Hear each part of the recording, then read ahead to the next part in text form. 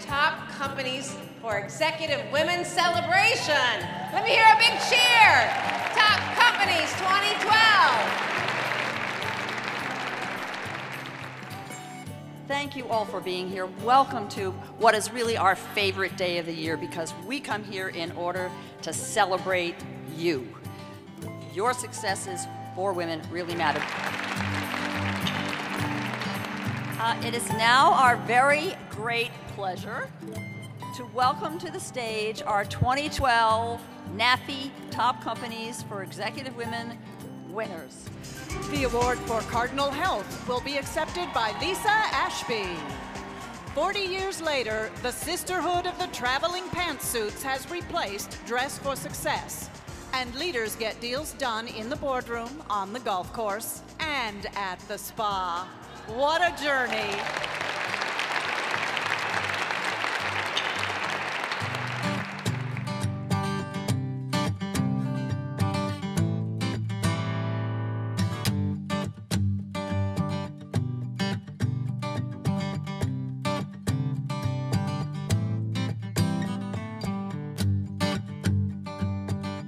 Wow, I've had this really great opportunity to work for a large organization that has really a diversity of options from a career standpoint. So I've been able to have lots of different experiences within one large organization that have really challenged me. I've had some great mentors and sponsors along the way that have really helped both coach and promote and advocate for me, as well as I would just touch on, I've been willing to take risks. So in a large organization, I've had the opportunity to build and create new things, take risks, and allow the organization to take risks on me and ensure that we are developing mutual value for each other. So as much as I'm able to deliver value back to the organization, it's been a fantastic ride at Cardinal Health to be able to really challenge and take value back for myself and continue to learn and challenge myself.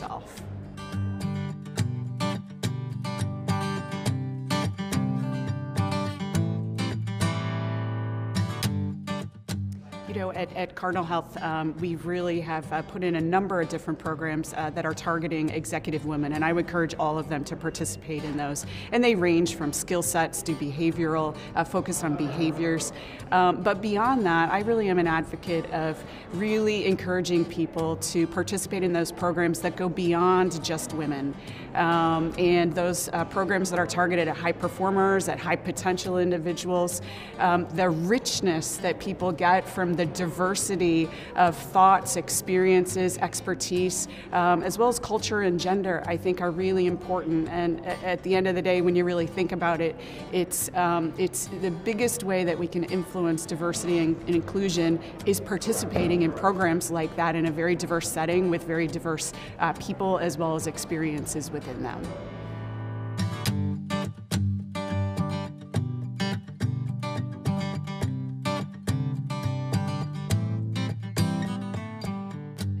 You know, this question around sponsors is a really great question. I talk to a lot of folks that I mentor, both in and outside of my organization.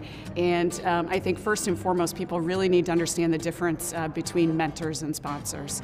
I've been really fortunate to have a number of sponsors throughout my career, both inside my organization as well as outside my organization. And the role that they've really played for me is advocating for me, promoting me, and ultimately encouraging people to take risks on me and put me in stretch assignments and those types of things. I think what's interesting is women really think about, you know, how do I gain a sponsor? What does that mean? Or how do I get sponsorship either within the organization or outside? Really developing relationships across the organization it's critical. I mean, that's a really key piece to it. But more importantly, as I coach lots of different people, don't be afraid to ask. Sometimes it's as simple as just asking someone whether they are willing to sponsor for you and be an advocate for you and know what they're going to say about you and how they're going to do that as well.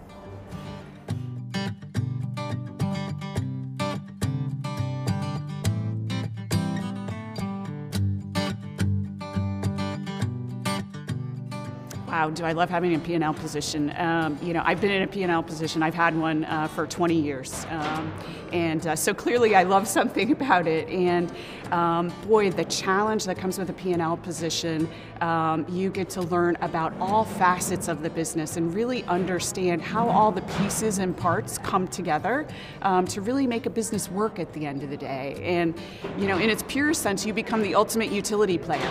And really understanding all those different levers and how all those things work, and building something that's a legacy from a business standpoint. So it's something I've been passionate about, clearly gets me going in the morning, and is just a core part of who I am.